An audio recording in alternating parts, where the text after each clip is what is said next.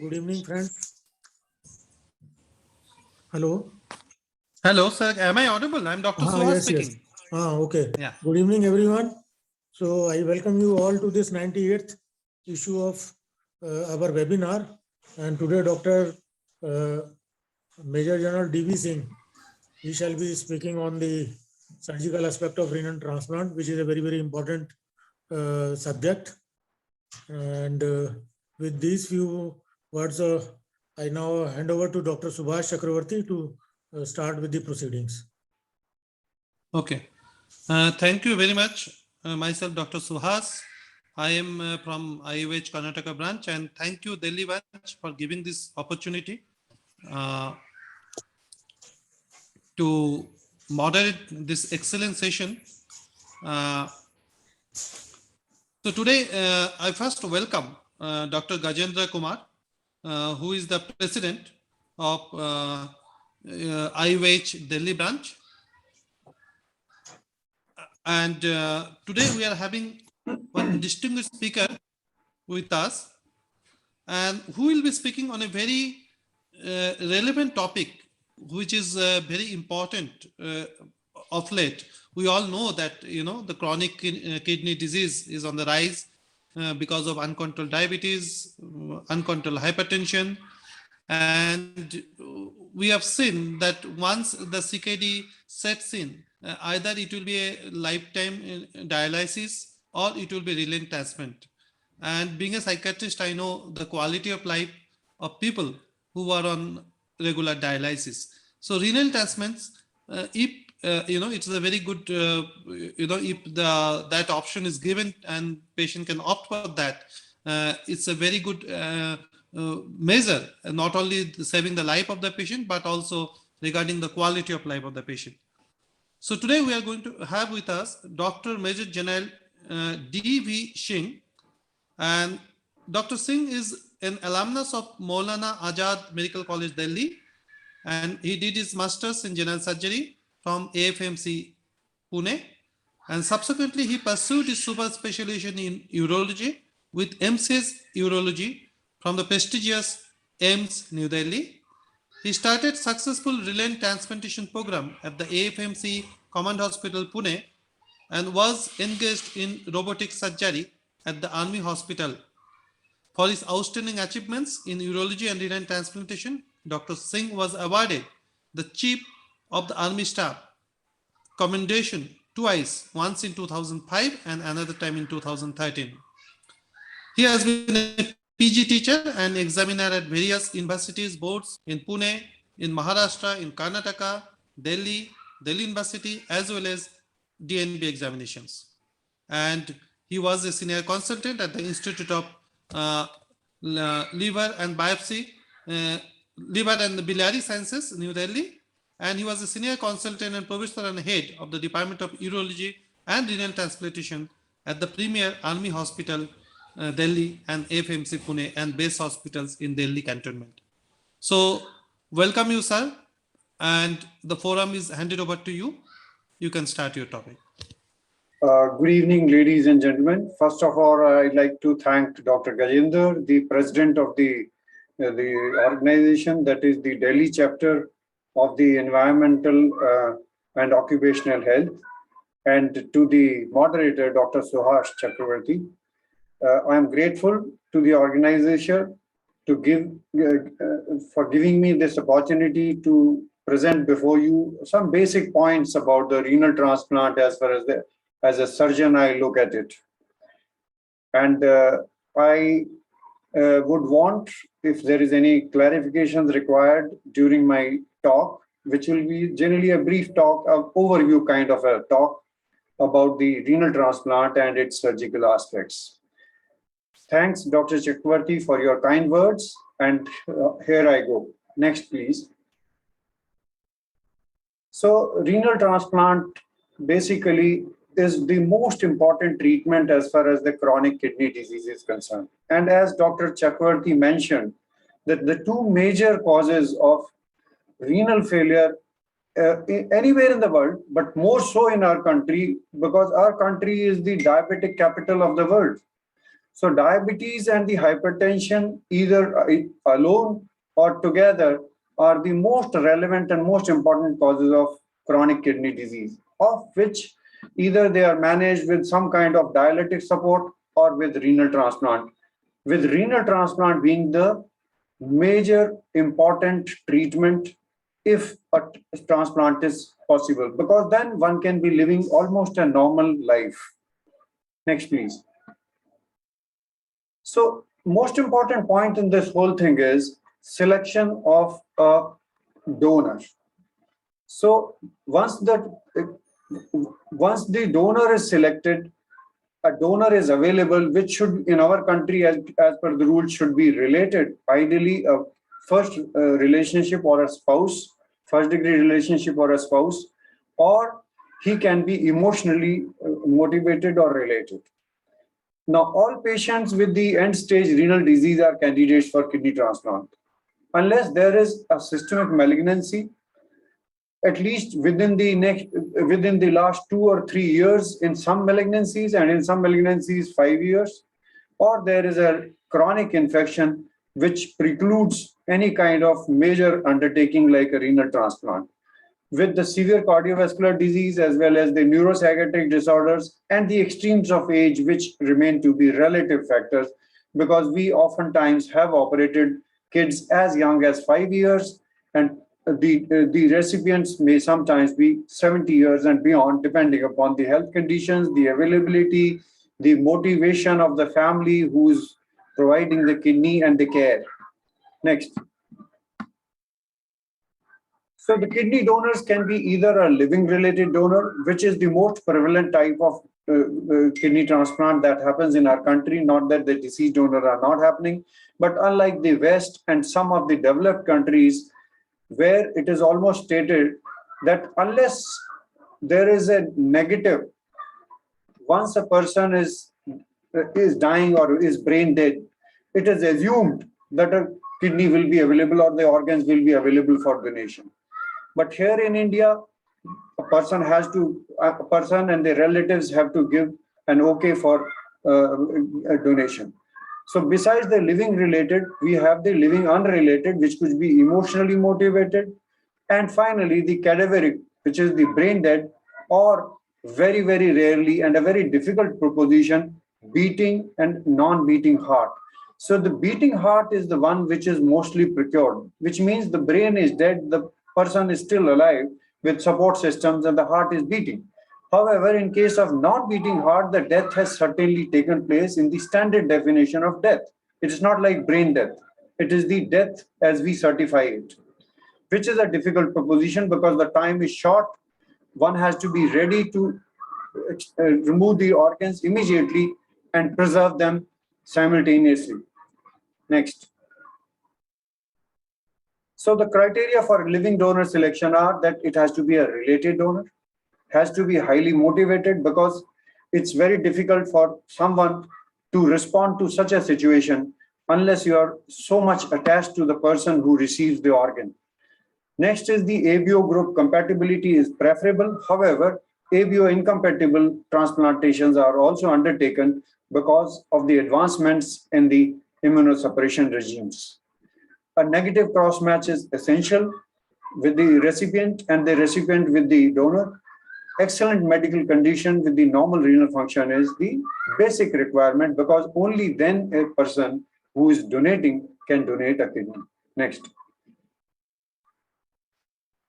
Two main aspects are required to be looked into. Whether there is a medical condition that will put the donor at an increased risk for complications from the anesthesia and the surgical undertaking, because this person is not a patient. He is a normal, living, healthy person who is subjecting himself to a surgical intervention. Second is whether after removal of one kidney, this particular donor will stand a special risk for himself developing a renal insufficiency in future. This is most important. So we are required to do renal risk assessment for the donors.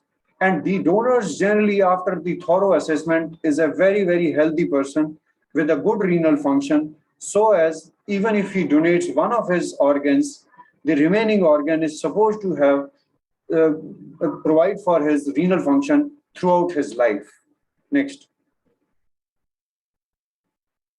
The evaluation of the potential kidney donor is standard, the history and the physical examination. The history excludes all the important aspects of the systemic disorders, also the family history of any renal diseases, and then we come to the physical examination part of it to rule out any looking disease. And finally, the extension of it is also the ultrasound examination, which we'll talk later. Next comes the complete blood count and the biochemistries. They should be normal in functions of all the major systemic areas. Urinalysis and a 24-hour urine protein is the next thing to exclude a possible renal disease in that person. Ultrasound of the abdomen and a chest X-ray is done to further find out whether there is any other existing abnormality. Finally, when all this is normal, a DTPA or a renal dynamic scan is done to assess the renal function in terms of a glomerular filtration rate. Usually, most centers will take a kidney if the GFR is 80 and above. But we can go down to 70 ml, given at least one kidney which is going to be donated and the one which is remaining is equal. That means 35 ml each. Below that level, we generally do not, would not like to take a kidney from a donor. So preferably it should be 80 or 90 ml and beyond. But if it is less than that, that means between 78 and 80, beyond 70, still we can think of taking a kidney from that person with all other factors being normal. That means he is not having any other systemic illnesses, like he's not a pre-diabetic, there is no family history of diabetes, and he himself is not having any hypertension, or if there is hypertension, it is controlled with single drug. Finally, once we have decided, okay, deep TPA scan has shown us a reasonable function, then we go for renal angiography and urography to finally establish the anatomy of the upper urinary tract as well as the vascular tree of the kidneys, so as to choose the better of them. And then there are other requirements of evaluation depending upon the outcomes of the evaluation so far. Next, please. The conditions that may exclude kidney donation would be renal parenchymal diseases or conditions that may predispose to renal diseases like recurrent and multiple kidney stones, hypertension, which requires more than one drug for controlling the diabetes mellitus, recent malignancy, as I stated, and ages. Normally, a donor is supposed to be, should be a major over 18 years and not greater than 70 years. However, these are issues which can be dealt with depending on the requirements. If a child who is less than 18 years wishes to donate, then with the intervention of the courts and with the intervention of the state authority, we can undertake donation from younger age groups. And of course, 70 years extended criteria donors, 70 years and beyond, sometimes depending upon there being no other donor, we may consider such donors as well. Next.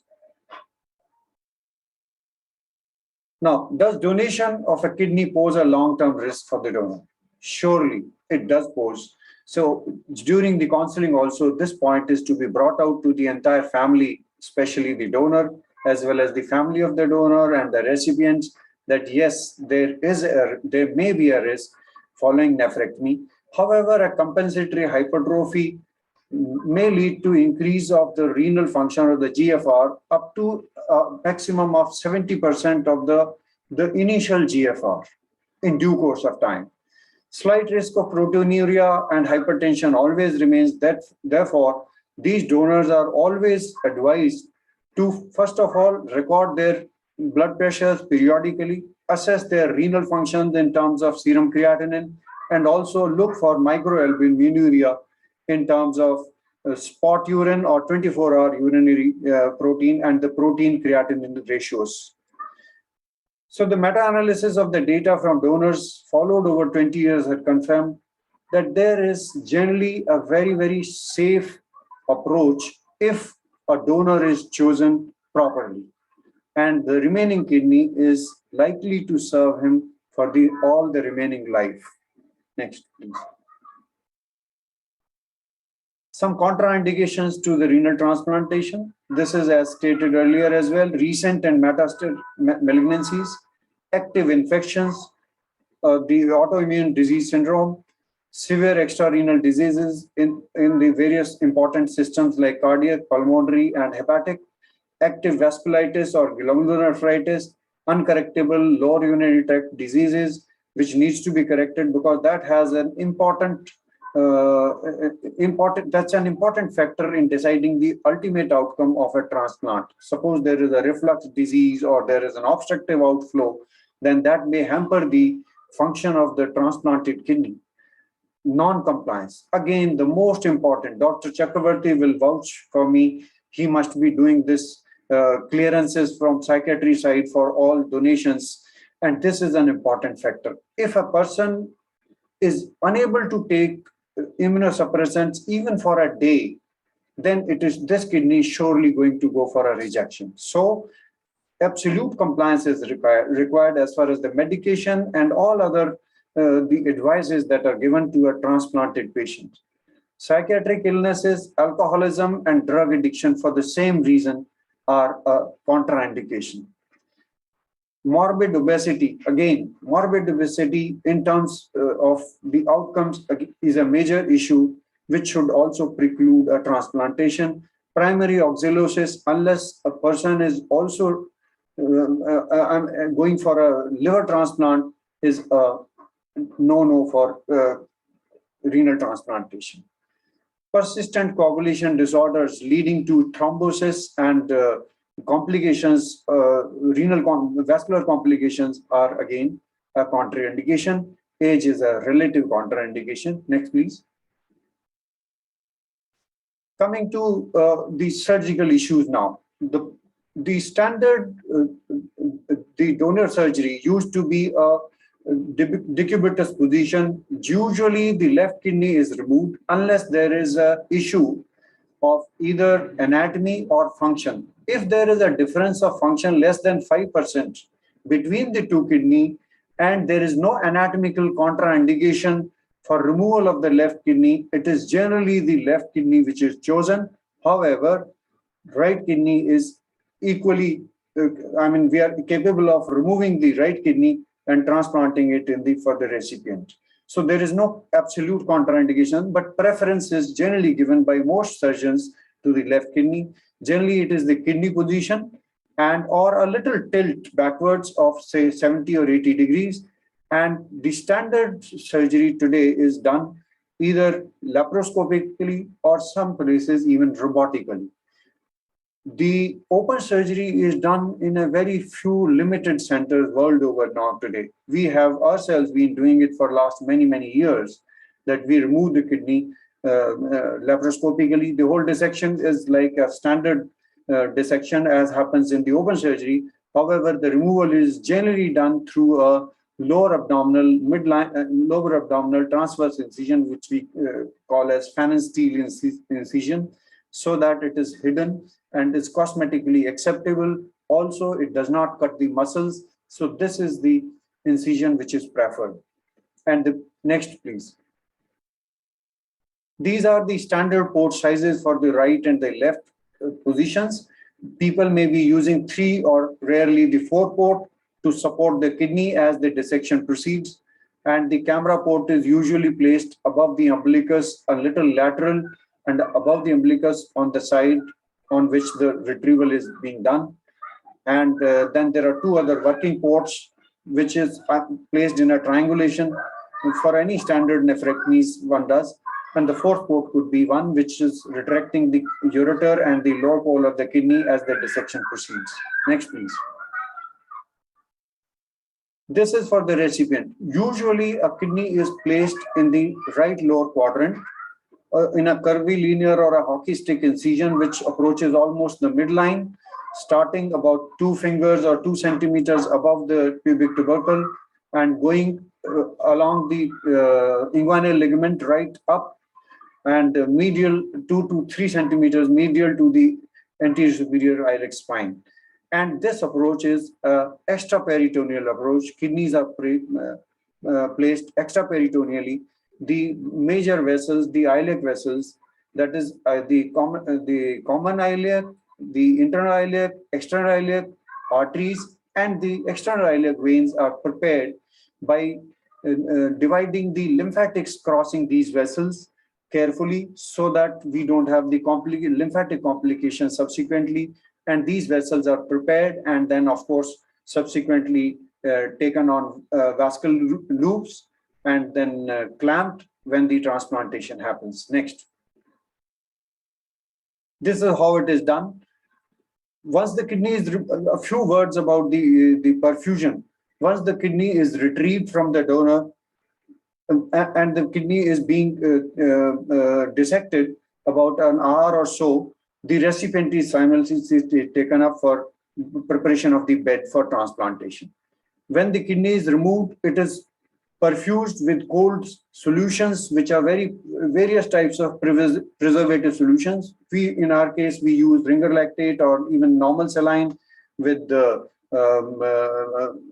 heparin put in that to prevent the clotting issues. So this is perfused so that the kidney is totally blanched. Then there is a bench preparation which happens, in which we tie all possible clips which have been applied, and we prepare and remove most of the fats, leaving the lower pole fat and the fat and the vessels around the gonadal vessels around the ureter. So this is how it is prepared, and finally it is brought to the donor where the transplantation happens. Usually the anastomosis is between the renal vein of the donor kidney and the external iliac vein of the recipient, and internal or external iliac. When you take internal, then it is end to end. If you take external, then it is end to side between the renal artery of the donor and the recipient's external iliac artery. So this is how the anastomosis happens. There are various techniques. I generally use the single suture, starting from one end and going across to the other end and finishing off the anastomosis. It should not usually take about 20 to 30 minutes for the entire anastomosis to be over for both the artery and the vein. However, it depends on the complexities of the situation. Rarely, next slide, please. Rarely, and this is how the whole thing happens. And this is the preparation or a stab of the external iliac, and then we use a aortic punch of a respective size depending upon the diameter of the artery, so that you can have a circular anastomosis of the artery on this. Next, please. In case there are 2 or multiple vessels, one can make a trouser graft or a pajama graft, as we call it. One can divide the adjoining walls of the 2 arteries if they are of almost nearly the same size. Say it can be 50-50 or 40-60, rarely 30-70 also, but not beyond. If it is a smaller vessel, it should ideally be either anastomosed to the vessel as a separate anastomosis, or can be anastomosed to the major artery. So this accessory anastomosed in such a way. Then there are other options. It can be anastomosed to the inferior epigastric artery or to the internal iliac artery, depending upon the individual situations. The pajama graft is developed, and then there is a common stem, and this common stem is then joined to the receiving vessel. As far as the veins are concerned, if there are multiple veins, the veins can also be joined similarly. However, there is generally no requirement. Usually there is a smaller vein which can be easily sacrificed. If there is a small artery to the upper pole especially, which is supplying less than 10% of the area, even that can be sacrificed, because any attempt to utilize this or along with the main vessel may actually compromise the anastomosis. Thank you very much. Next, please. And then finally the ureteral implantation. Next, please. Coming to the complications, mainly the two varieties of complications, the vascular complications and the ureteral complications or urinary complications. Vascular complications, they can be renal vein thrombosis, which can be devastating. The kidney, because the blood is pushing into the kidney and the kidney can rupture if the thrombosis happens rapidly. Renal artery thrombosis is another complication which doesn't happen in the short term, but gradually it can come. Artery stenosis for this similarly can happen later on, and that's why these recipients also have to be reviewed periodically for any proteinuria, hypertension, and these things like that. In the initial period, initial post-operative period, it is the two complications, that is the renal vein thrombosis and the renal artery thrombosis, which are more important, because here the salvaging is very, very important. Unless you act immediately, you would end up generally losing an organ. Then coming to the lymphocytes, because the lymphatics are there also from the donor kidney, if they keep on producing fluid, this lymph collects around the organ and may compress the upper tract or the pelvis or the ureter and may cause complications. So the lymphocytes also need to be treated if they are causing any compression. If they are not causing, they are small, they are not progressing, then they can be left alone. Otherwise, they can be de-roofed into the peritoneal cavity laparoscopically or by open surgery, whichever method. Commonly, it is done laparoscopically, and then the fluid can keep on draining and getting absorbed from the peritoneum. Deep vein thrombosis, biopsy-related complications, and hematomas because of leakage from the anastomosis are other complications which require to be attended to according to the situation. Next, please. Coming to the urological complication, a leak may happen from the anastomosis. The ureter is anastomosed to a long area. Usually we do extra vesical anastomosis, in which the ureter is first joined to the mucosa and some hitch with the detrusor muscle along with the mucosa at the toe end of the ureter. At the heel end, it is only the mucosa, and then the ureter is tunneled under the detrusor muscle so as to create a non-refluxing kind of anastomosis. Ureteral stenosis, again, because of the compromise of the blood supply to the ureter, which has to be preserved throughout the dissection when the donor kidney is being removed. That's very important. Ureter is not to be bared, the blood supply is to be sustained. And finally, the urinary calculi and urinary retentions can happen, and they are attended accordingly. Next, please. Thank you very much. And I would welcome any clarifications or questions as perceived.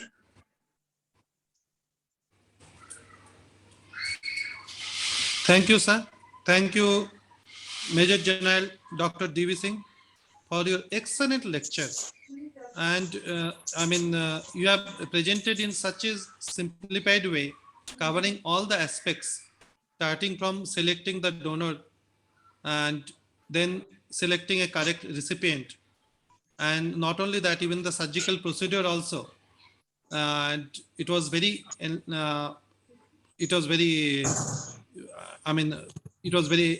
good for all of us to understand that how the renal transplant happens.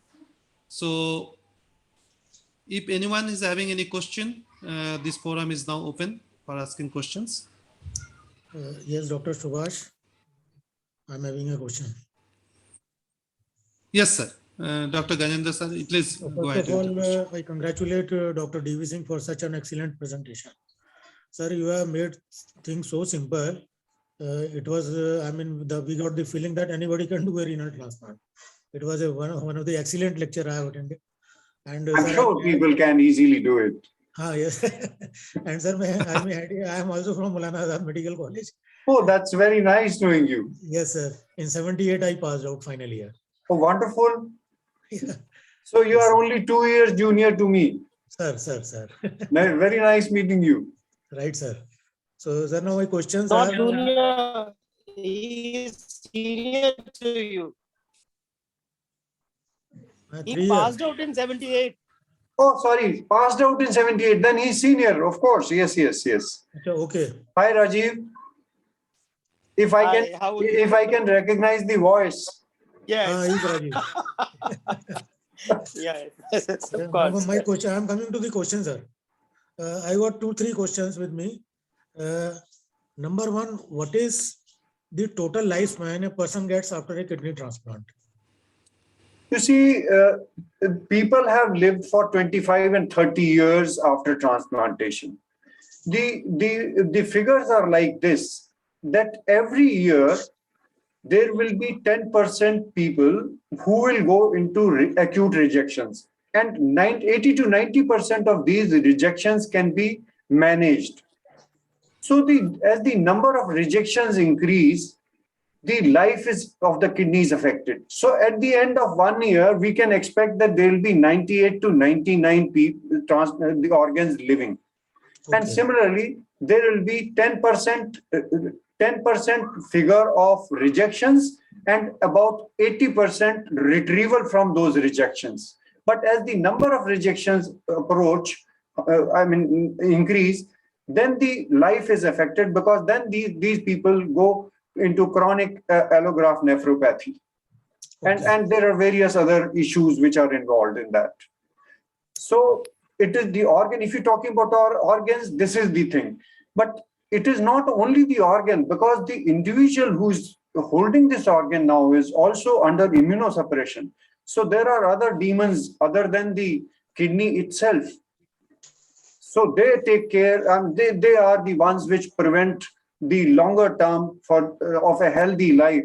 But usually I have seen that 15, 17 years and 20 years, people are still continuing. We have transplanted children as young as 6 and 7 years who are doing very well now as teenagers and beyond. Okay. Now then comes my second question. In our country, how you feel, what is the gap between demand and supply? Huge gap. And the sole responsibility is that somehow, because of either the beliefs, predominantly the religious beliefs and the societal beliefs, people do not volunteer their organs when their near and dear ones pass away. This is a huge gap. And if we also have a policy, for example, the government has a policy of, you have to say no. If you don't say no, means it is automatically assumed that the organs will be taken, like happens in Spain and some other countries. But here you have to actually convince, and it is a very, very emotive issue at that time when somebody is near and dear ones, and usually these are accident cases, road traffic accident, head injury patients, or some cerebrovascular accident which has the brain dead people. And this is a very, very difficult time for the coordinators in such situations, the transplant coordinators who are involved in disease donor programs, for them to retrieve. I remember that in 1 year in Army Hospital R&R, we retrieved 14 deceased donors kidneys. Okay. So that was probably the highest figure that I had heard in this part of the country. However, in South, things are shaped better because of the Mohan Foundation. And somehow you will understand why in the North things are a little not as well arranged as they could have been. Okay. Now my final question is, what is the average cost for a person to undergo renal transplant? A very difficult question for me to answer. I do not know, but this is generally between 7 to 9 lakhs or something. For an incompatible donor, you can add another lakh or two, because they use those, when the immunosuppression happens, the induction is required, ATG and other things. So these molecules cost a hell of a lot, maybe a lakh plus sometimes. Okay. So that adds to the cost. Right. Thank you, Dr. Saab. Thank you very much. Anything, Rajiv? Yeah. I wanted to, first of all, thank you for taking your time and sharing with us on this platform your knowledge and experience in the area of renal transplantation, and very simple, comprehensive presentation you made. I have two questions related to the issue that you've discussed. First of all, your experience in the defense forces, like army hospitals, like in Pune as well as Delhi, and then in a government hospital like ILBS, and now in a corporate hospital like Venkateshwar. How this renal transplant experience has been? How, what are the differences in these three different landscape that you worked in? You see, the difference is not much because I ran in ILBS in Venkateshwar the way I did in services. So the other two did not make a difference because I was the boss of the program. So I ran it the way, and mostly it is run like this. You see, the recipients are basically the renal failure patients who are received by the nephrologist first. They decide on these issues, and it is a joint undertaking between the nephrologist and the urologist or the operating surgeon. In the army, it is solely the urologist who do the renal transplant, and the renal transplant, to the best knowledge that I had last, was done in 6 out of the 10 urology centers, but dominantly done in army hospital R&R, and much less compared to this in other centers, including even AFMC. But it is being done. And the other two centers where it is being done is in the Navy, in the Ashwini, that is in Bombay, and Indian Naval Hospital Ship Bombay, and in Command Hospital Air Force Bangalore. So these are other two places where they started early. These three places started early. Later on, three more centers added, which is Lucknow, the Calcutta, and Pune. Pune added later on. So you have 7 centers in the armed forces. No, Hospital. no, urology centers are 10, but 6 centers have undertaken renal transplants. That's wonderful, because the entire geography of India almost is covered. Yeah. And as far as the ILBS is concerned, I was there for nearly 2 years. And ILBS, predominantly being a liver and biliary sciences hospital, generally people are not very well aware that there is a urology center and a renal transplant program running there, because everywhere you see the hoardings only telling about the liver. So that is one of the reasons. All other hospitals, and Venkateshwar, we are doing very well. Hello. Okay, that's great to know. I think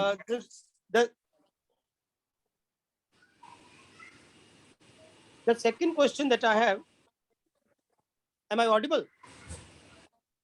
Yes, sir, you are audible. Yes. But Dr. DV Singh's connection is lost, it seems.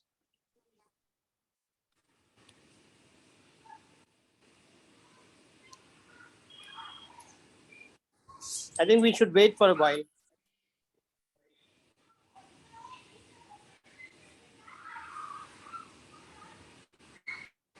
Yes, he's back.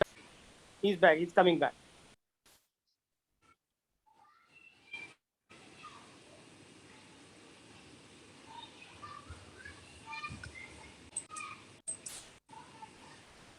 Yeah, actually, my laptop has given me a little bouncer, so Oh, I've come on that's my great. mobile. I've come on my mobile.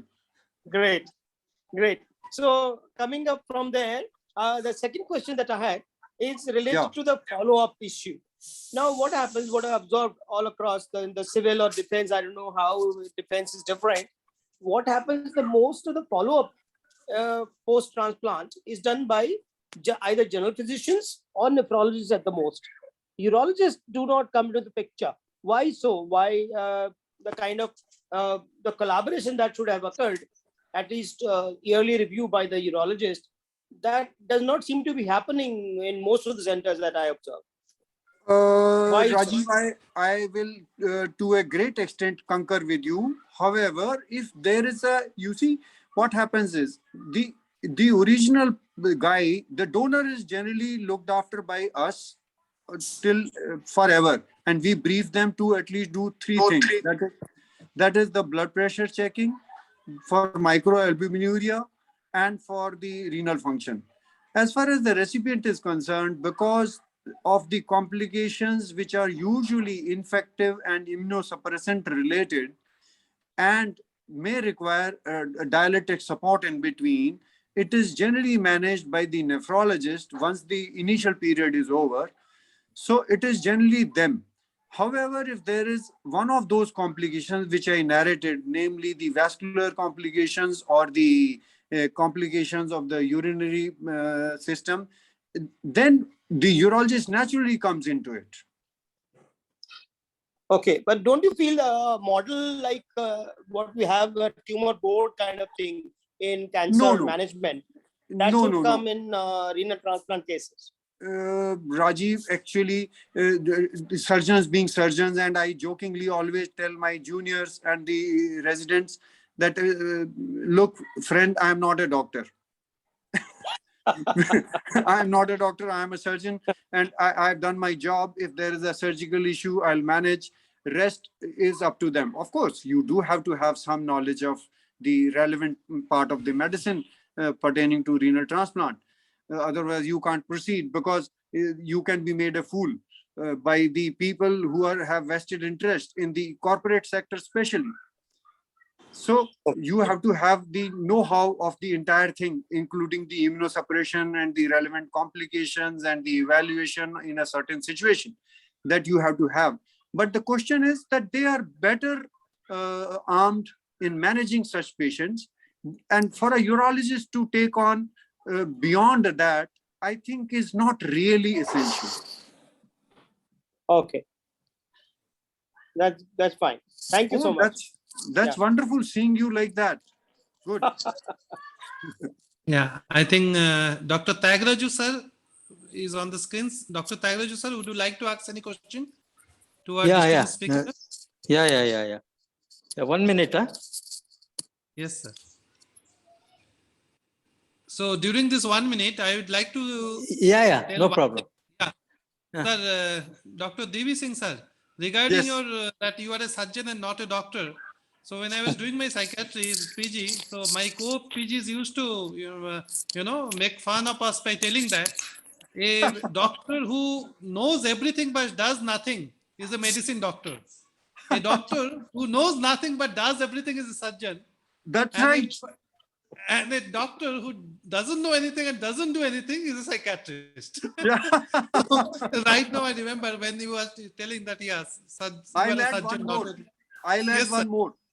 Yes, sir. The pathologist in army, the postmortem is done by the pathologist, not by the forensic people. So they say that the pathologist is the guy who knows everything, but by then it is too late. Yeah. Dr. Tagraju sir, you can please go ahead with your question. Yeah. Good evening, sir. Yes. Devi Singh ji. Good evening. Good evening. Historically, the major is a great word. Started from the France in 1620. The great word, and you are the great speaker. I've come across everything. Is one of the most beautiful lecture which we come across. Recently, one urologist you may be knowing, Dr. Sampath Kumar, expired. He is from Bangalore Medical College. He was so sad. I know Sampath personally. Yeah, he expired about 15 days back. The great urologist of Bangalore Medical College, and he was one of the best sportsmen also. You know him, sir? I know. Yeah, sir. He expired, sir. He expired. What happened? He had a mild myocardial infarction, and this one, sir, in the house itself, he collapsed. His wife is a pediatrician.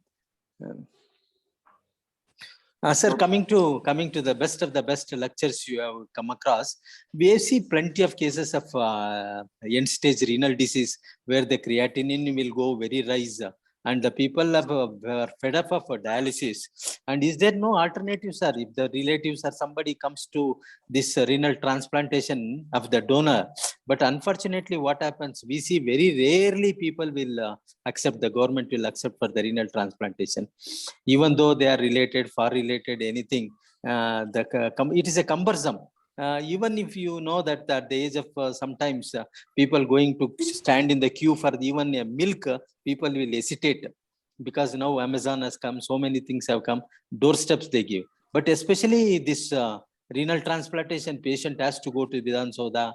There they have to meet health secretary. They have to tell everything. They have to give affidavit. They have to go to taluk office. So many problems for the renal transplantation, which is very, very difficult. Is there anything, sir, because as a renal surgeon, renal transplant surgeon, is there anything easy where the family is related?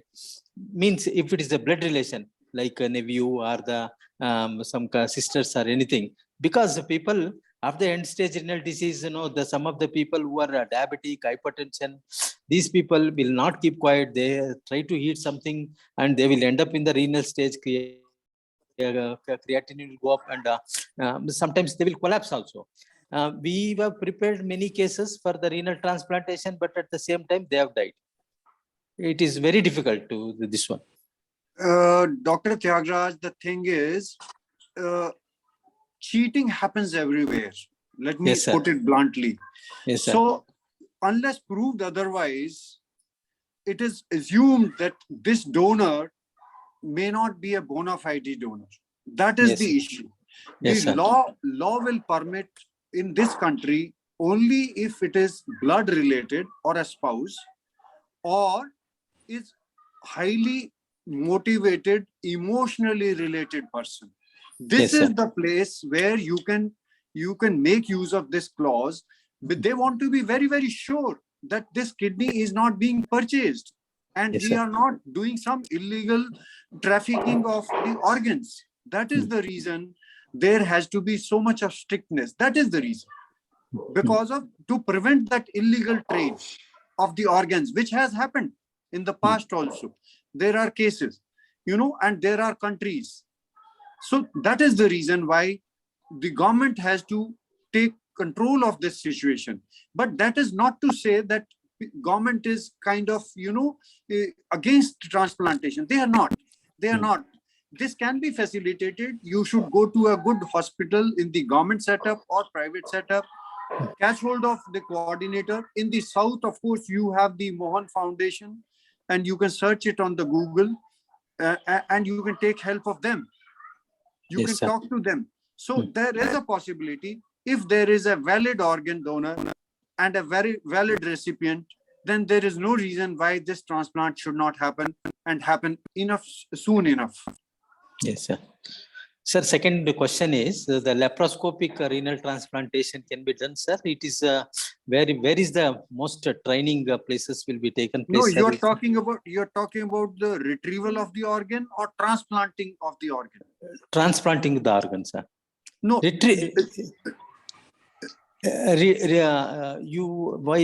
nephrectomy. You are Yes, talking sir. about donor nephrectomy. Donor Yes, sir. nephrectomy is being done everywhere now. Yes, sir. Anywhere. If anybody is interested, they can come to any hospital. They can take the permission of the given hospital. They can come. I mean, I am sure I will facilitate anyone who wishes to learn to come to Venkateshwar Hospital. I can speak to the organizers here, the what should we call, CEO and the rest of them. For me, there's no problem. Okay, sir. Okay, sir. Yeah. And the robotic surgery is done in Venkateshwara, sir. Robotic surgery is not done in Venkateshwar. We are procuring under procurement for a robot now. But Okay, I have conducted robotic surgeries, not for renal transplant basically, but for renal transplant of the recipient surgery. Yes, robot may be used. However, it is so far not proved to be of a great advantage. Yes, sir. Yes, sir. Yeah. Okay. Thank you very much, sir. Very you have teach it like a MS student. Thank you. Very, very, very good, sir. Thank you. Thank you, sir. I am honored. I am honored. And if there is any more question, Dr. Chakravarti. Yes, sir. I have a one or two questions. Your voice cracked. Your voice Organ cracked. You have to Transplant Act repeat. of 90. I Dr. couldn't Chakravarti, hear your question. you Yeah. put off Sir, your can you hear it video, now? then your voice will be clear. Put off your video. Now you ask.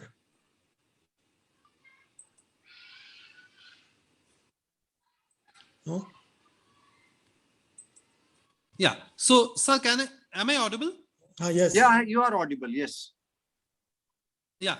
Sir, if I remember that Organ Transplant Act of 1994, after Yes. it came into force, do you think that the legal things and the other nitty-gritties of getting a donor, it has simplified, or you feel that it has become more complicated? No, Act This is came in in continuation 94. with Dr. Tag. Yeah. Act came in 94, but the rules are 2014. Okay. So it is facilitative. It is not a hindrance at all. It is actually regulatory, and it is a must. If you don't have that, I'm very sure there will be a lot of people who will be taken, who will be misused actually. People will start selling organs and all kinds of things will happen, and which is not warranted, I'm sure. On the other hand, So we you should feel actually that propagate. Yeah. On the other hand, we should actually encourage the deceased donor programs. Yeah. So you feel that the act is fine, no amendment or anything is necessary with the due course of No, time. That I'm right not a now that we are in 2000. no, Dr. Yeah, Suhas, yeah. I'm not No, a but in the legal. practical. I am not a legal luminary, but whatever I have read and understood, it is a simple act, and act is act, of course.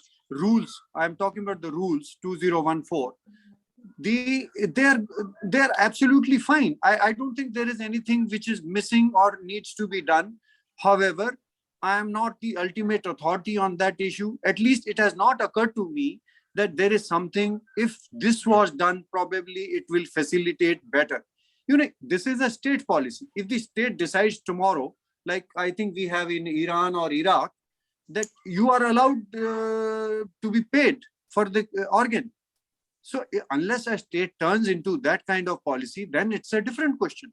Then it will be all legalized through the intervention of the courts, and who can then advise how much to pay and what to do. But that is not the case in India. Sir, though the trading in the organ may not be justified, but Exactly. certainly the consent, negative consent, especially in the road accident victims, those are declared brain dead, but their other organs are functioning very well. If there is a provision that unless until there is a negative consent, the organs can be retrieved, it will go a long way to help a lot of people with it. Yes, that's what I said. So Absolutely. that if that factor comes in, that Then things will change. unless stated otherwise, Yeah. they are allowed to be removed. Yes. If that happens, then we'll have lots and lots of disease Yes, donor because organs. see, India, the number of road accident victim and death is the highest in the world. Yes. That will be a major push to the program. Yes, absolutely. Not only kidney, other organs as well. That's what, to all organs. Yes. Thank you, sir. Sir, my second question is, what is the average stay of hospitalization for a donor and for a recipient? That Donor, is one. Yeah. donor. Yes. Okay. Donor, we discharge in about 3 to 5 days.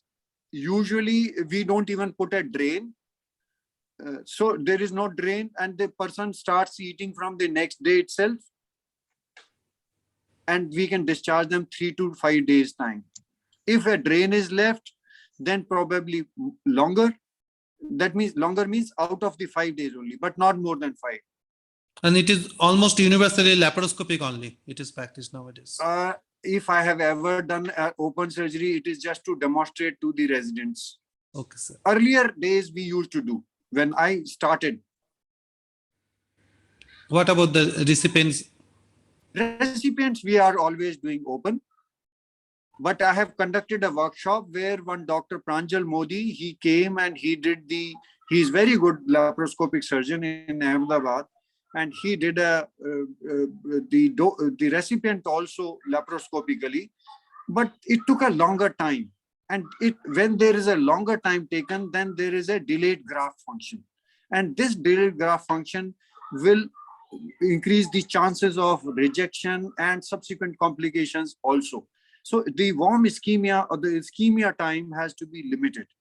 If it is prolonged, then it kind of compromises the renal function and the outcomes later on. Sir, And what is the my- total Yes, sir. duration? His second question is not answered. After Yeah, how what many is- days the recipient is discharged in your case? In our case, in our hospital, it packages 10 days. 10 days. Okay. Yeah. Okay, sir. Sir, one more thing, sir. After that, when the renal transplantation has been done, patient has to be on lot of immunosuppressants, and those drugs are very costly. So, Yes, what is yes. the average monthly expenditure of the medications? Because the patient will be subsequently on BP. So, just an idea, because you have seen in day-to-day basis. I'm not really sure, and I cannot honestly answer it, because earlier we used to do cyclosporins, but for As a last diaphragm- many years, Yeah. I think it may be few thousand rupees. Okay. Sir, is there any restriction on the donor or on the recipients once a successful transplant is done?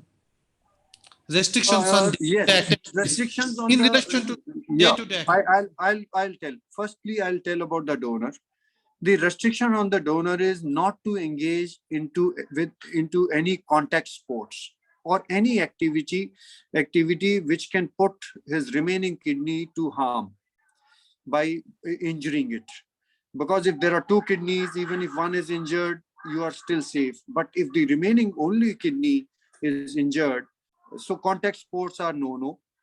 Any contact sports for that matter, like hockey, football, and boxing and things like that. So that is one. Second is, they have to be always telling their physicians, whoever treat them in future for any illness, that they have only one kidney and their kidney function may be compromised. So they have to look for drugs which are renal, non-nephrotoxic. That is one. And for the recipients, the continuity of the drug, that is the compliance, is the most important factor. Then also, they can be living a normal life, but they must take care as far as, because you see, the diarrheas, dysenteries, and the upper respiratory infections are the most common causes in later on. In the initial part, they are the urinary infections, because you put tubes and stents and things like that, and the surgery has just happened. So these infections also need to be taken care of, and the earliest signs, they must respond and reach a nephrologist or a qualified physician or internal medicine guy who can look into these aspects. So these are the things. Otherwise, they can be leading a normal life. Thank you, sir. So, is there any other question, Dr. Rajiv Jan, sir, or anyone else? Dr. Shiva?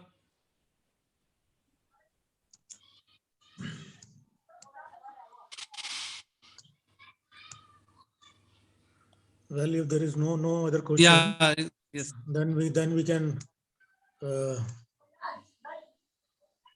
complete the program today. Yeah.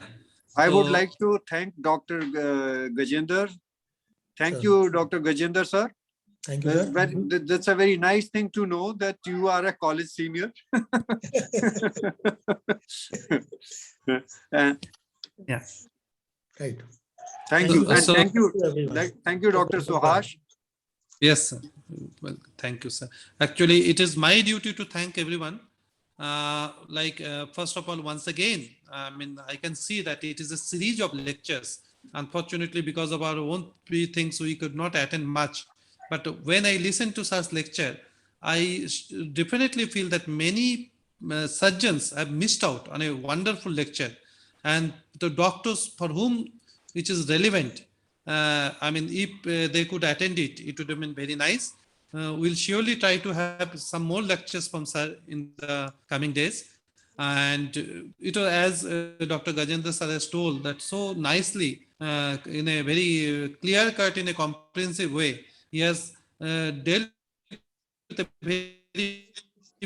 very difficult topic because none of the participants, I don't think any of us are surgeons except sir. Thank you, Dr. Devi Singh. Excellent lecture and excellent and on a Saturday evening coming and giving a wonderful lecture.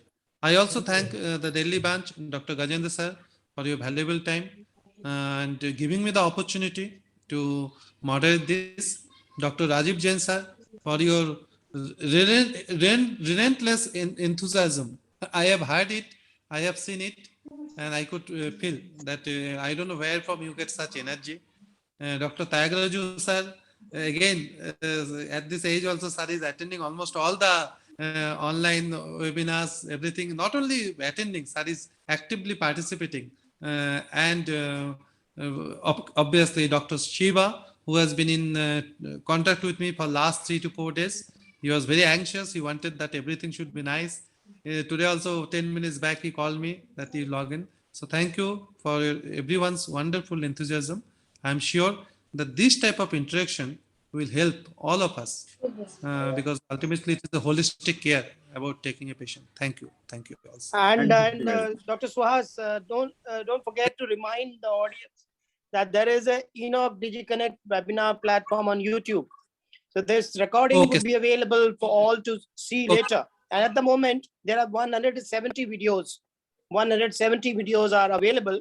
So this will be the 171st Okay. video uploaded on the YouTube channel, Enoch DigiConnect webinar platform on YouTube.